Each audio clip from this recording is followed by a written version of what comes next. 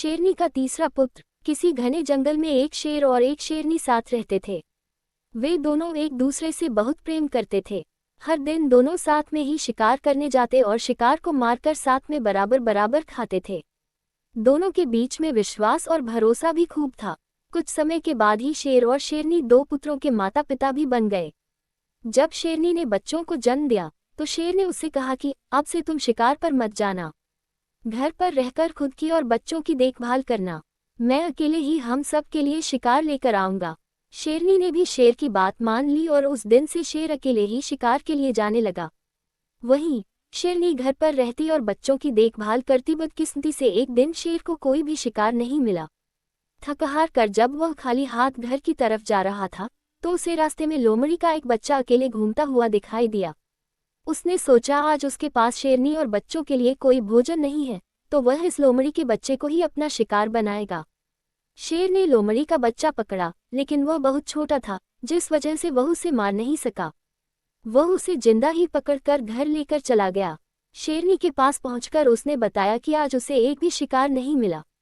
रास्ते में उसे ये लोमड़ी का बच्चा दिखाई दिया तो वह उसे ही मारकर खा जाए। शेर की बातें सुनकर शेरनी ने कहा, जब तुम इस बच्चे को नहीं मार पाए तो मैं कैसे इसे मार सकती हूँ। मैं इसे नहीं खा सकती हूँ।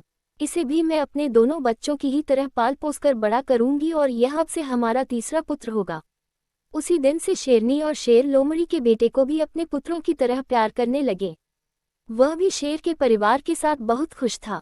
उन्हीं के साथ खेलता कूदता और बड़ा होने लगा। तीनों ही बच्चों को लगता था कि वह सारे ही शेर हैं।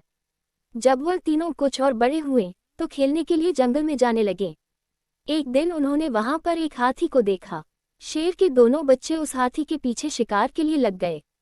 वहीं लोमड़ी का बच्चा डर के मारे उन्हें ऐसा करने से मना कर रहा था, लेकिन शेर के दोनों बच्चों ने लोमड़ी के बच्चे की बात नहीं मानी और हाथी के पीछे लगे रहे और लोमड़ी का बच्चा वापस घर पर शेरनी माँ के पास आ गया। कुछ देर बाद जब शेरनी के दोनों बच्चे भी वापस आए तो उन्होंने जंगल वाली बात अपनी माँ को बताई। उन्होंने बताया कि वह हाथी के पीछे गए, लेकिन उनका तीसरा भाई डरकर घर वापस भाग आया। इसे सुनकर लोमड़ी का बच्चा गुस्सा हो गया। उसने गुस्से में कहा कि तुम दोनों जो खुद को बहादुर बता रहे हो, मैं तुम दोनों को पटकर जमीन पर गिरा सकता हूँ। लोमड़ी के बच्चे की बात सुनकर शेरनी ने उसे समझाया कि उसे अपने भाइयों से इस तरह की बात नहीं करनी चाहिए। उसके भाई झूठ नहीं बोल रहे, बल्कि वे दोनों सच ही बता रहे हैं। शेरनी की बात लोमड़ी के बच्चे को अच्छी नहीं लगी। गुस्से में उसने कहा, तो क्या आपको भी लगता है कि मैं डरपोक हूँ और हाथी को देखकर डर गया था। लोमड़ी के बच्चे की इस बात को सुनकर शेरनी उसे अकेले में ले गई और उसे उसके लोमड़ी होने का सच बताया। हमने तुम्हें भी अपने दोनों बच्चों की तरह ही बड़ा किया है, उन्हीं के साथ तुम्हारी भी परवरिश की है, लेकिन तुम लोमड़ी वंश के हो और अपने वंश के कारण ही तुम हाथी जैसे बड़े जानवर को देखकर डर गए और घर वापस भाग आए। वहीं तुम्हें दोनों भाई शेर के वंश के हैं, जिस वजह से वह हाथी का शिकार करने के लिए उसके पीछे भाग गए। शेरनी ने आगे कहा कि अभी तक तुम्हारे दोनों भाइयों को तुम्हारे लोमड़ी होने का पता नहीं है। जिस दिन उन्हें ये पता चलेगा वह तुम्हारा भी शिकार कर सकते हैं। इसलिए अच्छा होगा कि तुम यहाँ से जल्द ही भाग जाओ और अपनी जान बचा लो। शेरनी से अपने बारे में सच सुनकर लोमड़ी का बच्चा डर गया और मौका मिलते ही वह रात में वहां से छिपकर भाग गया। कहानी से सीख। शेरनी और शेर के तीसरे पुत्र की कहानी हमें ये सीख देती है कि काया और डरपोक वंश के लोग अगर बहादुर लोगों के बीच भी रहें तो भी वह बहादुर नहीं बन सकते हैं।